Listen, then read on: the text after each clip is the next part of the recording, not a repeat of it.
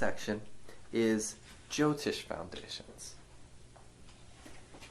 Now, there are 3 skandhas of Jyotish. And skandha,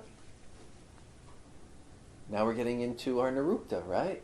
Skandha is like, it means a branch, but anga meant branch in a limb, like your arm. Where skandha is a little bit more branch like the shoulder. It's where it's coming off of you.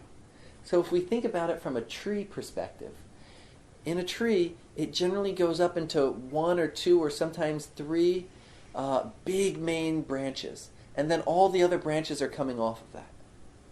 So the branches, the little branches coming off of that are the angas, where the main divisions are the skandhas. Just like the shoulder is a main division, which an arm is coming off of. So the 3 skandhas are Ganita, Hora, and Samhita. We talked a little bit about Ganita and Hora last week, and the difference of perspective in astronomy versus astrology. Ganita, we had mentioned, is connected to the sun, the right eye. And it relates to the computation of the planets, where they are, making the chart. It's all the math. It takes a very mathematical mind to understand. Hora is the left eye, and it relates to the moon. It's interpreting all the data and what it means. Samhita is considered the third eye and is connected to Jupiter. And it is an understanding of natural phenomena. What does an earthquake mean? When a comet comes by, do you interpret that as a good or a bad omen? Depends on the direction it's going. A rainbow, is that good or bad luck? If you're driving away from the rainbow versus driving towards the rainbow. If you're about to go to war and there's a rainbow over your enemy, what does that mean? So this is Samhita. Samhita is interpreting omens. What do they mean? As palmistry and numerology, all this fits into Samhita. Traditionally, one first learns Ganita. And last week, the first thing we really focused on was, how is the universe working? Where's the moon? How's the moon rise? What are the moon phases? The goal of that is to try and get you to understand some Ganita. These days, Ganita has kind of gone out of fashion with the invention of computers. Nobody's out there with their telescope calculating where the planets are by hand anymore. With the stick watching the shadows of the sun move to calculate time. We're using watches and computers, and it's a lot easier and in some regards much more exact, but at the same time we're losing a certain side of our brain and a certain faculty of our ability by not understanding that fully. Just typing it into the computer, we lose a whole aspect of reality. So our first exercise last week was to get out there and to get connected to the universe through Ganita, through understanding the phases of the moon and how the moon is rising. Just a small technique to connect us to that realm. Then, traditionally, after learning Ganita, how to calculate, first you learn how to calculate the chart actually by hand. Then you learn how to interpret it. In this book, I try and teach a little Ganita before I teach the Hora in every section. Especially, you'll see in the section on dashas. First we learn how to calculate the dasha. Then we learn how to interpret it. Instead of just typing it in and reading it from the computer. So Hora, after learning Ganita, we learn Hora. How do we interpret this information that we've just calculated? After learning that, then Samhita is learned. Samhita is the interpretation of omens. So, for example, a black dog barks. Somebody asks a question, and to the western direction, And let's see, what actually happened once. I was giving a reading, and a black crow flew onto the top of the telephone pole. It was a reading outside on the front porch. And a black crow, the person asked the question, a black crow flew onto the telephone pole and started calling. Just after they asked the question. The West is connected to Saturn. Crows are connected to Saturn. Saturn is connected to old age and ending. I knew that the result would not be good for the person's question. I looked at the chart, and I didn't look to see whether it would be good or not. I just looked to see why it wouldn't be good. So, but understanding what Saturn means, and the directions, and how to interpret it, by understanding Hora and Ganita, we get a very deep level of understanding these omens around us. Because we understand everything is significated by a planet. Everything is connected to a planet. And every direction, every space is connected to a sign. So by understanding Hora and how we interpret these things, then when natural phenomena starts representing that, we understand what it means. These are the 3 skandhas, as well as our 3 eyes. The first is it's the right eye, it's the very logical aspect of the mind. The second is the left eye. It's the very understanding and more feeling kind of aspect of the mind.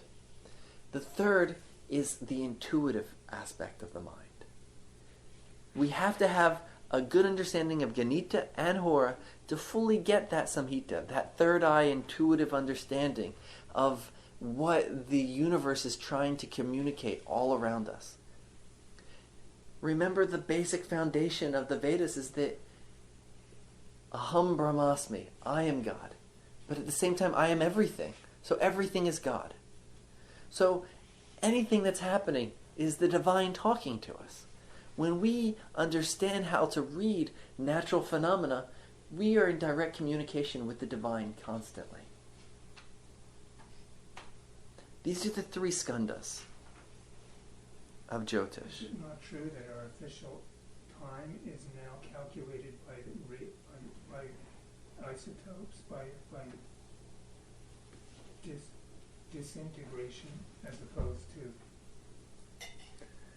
the observation of an eternal What do you mean? motion?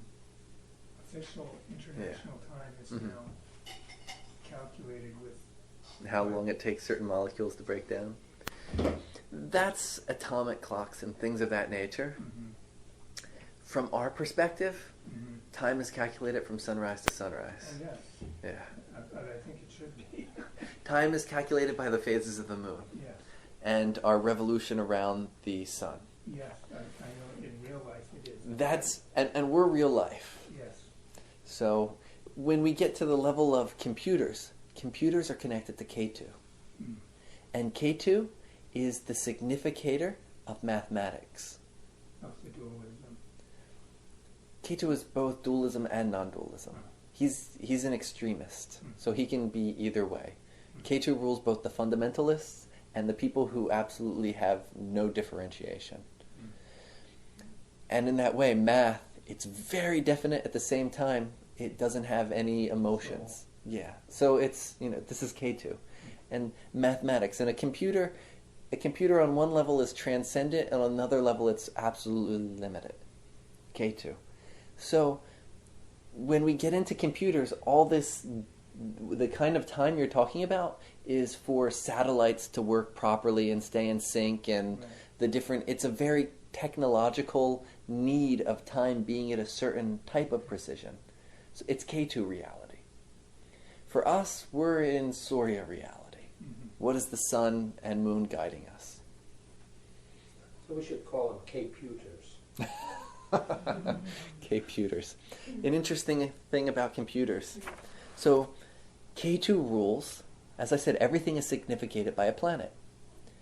Computers are small machines.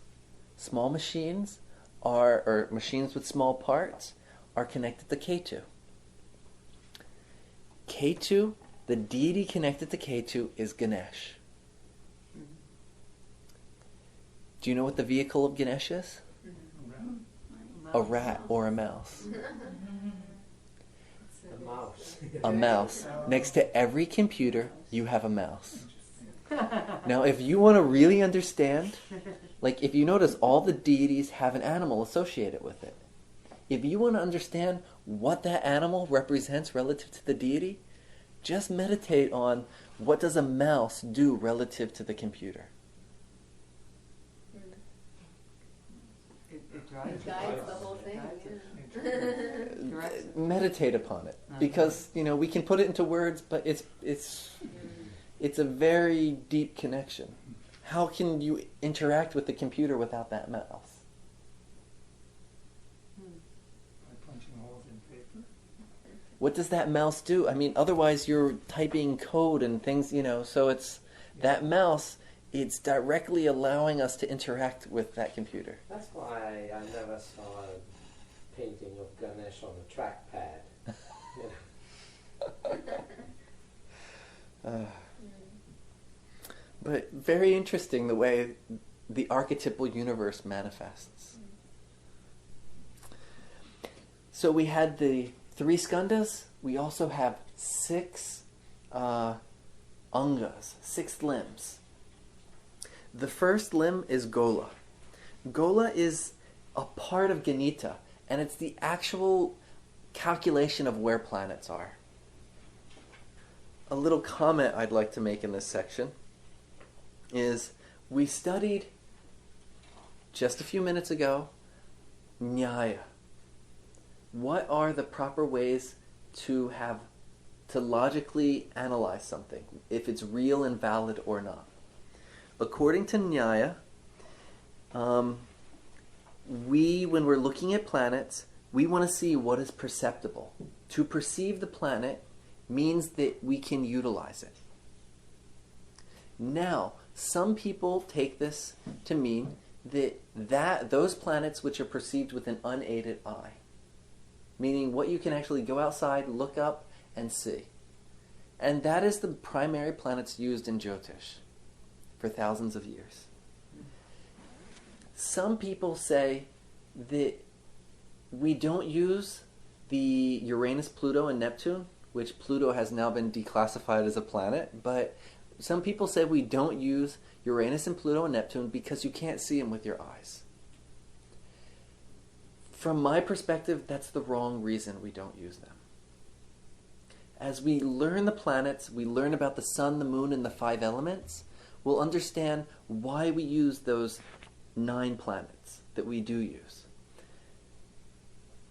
That's the reason that we don't use Uranus, Pluto, and Neptune.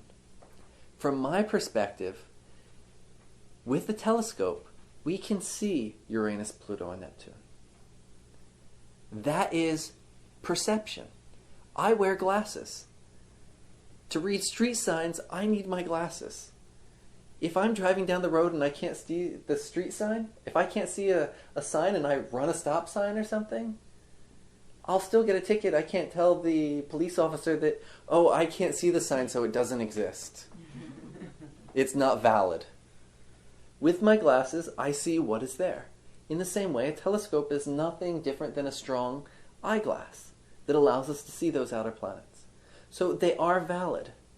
They're valid from that level, from my perspective. The reason we don't use them is not because we can't not see them.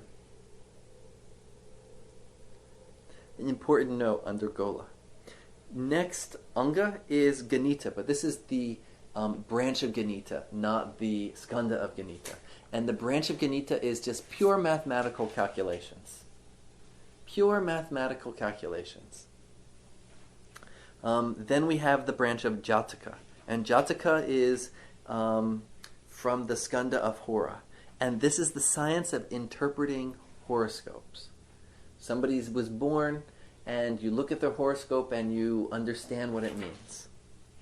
Then we have a branch called Prashna. Prashna is the interpretation of the sky at any given moment. Let's say somebody comes to you, and Ajaya and I were talking the other night. Somebody came and a person was missing. They did a prashna. What was in the sky at that moment? And according to the prashna, the astrologer said, go to the southwest side of town and look in a jail. They went and they found the missing person. This is prashna. At the moment a question comes, that same energy that invoked the question and the situation is present in the sky, thereby containing the answer. Whole branch of prashna. Then we have muhurta. Muhurta means a moment. And when they say a moment or an instant, they refer to about 48 minutes. Muhurta literally is a 48-minute period of time. And so from the time you were born, we can tell all about your life. Thereby, also from the time a person gets married, we can tell all about the marriage. From the time you start a trip, we look at that chart and we can see the good and bad things that happen upon that trip. If this is truly the case, which you can debate philosophically, but that's not going to do anything. Bottom line is, cast the chart when you begin something and notice the flaws in that chart showing up relative to the time frame indicated by the chart. And you'll see that it works beautifully. Understanding that this is the way it works, if we are going to build a new home, or get married, or do some important thing that has long-lasting meaning in our life, we should really make sure that we start it at a time that's going to show less issues, less problems. The science of picking a chart that gives us less problems is called muhurta. And page 48. Our last branch is called Nimitta, and Nimitta is part of Samhita, which is the science of omenology, which we've discussed.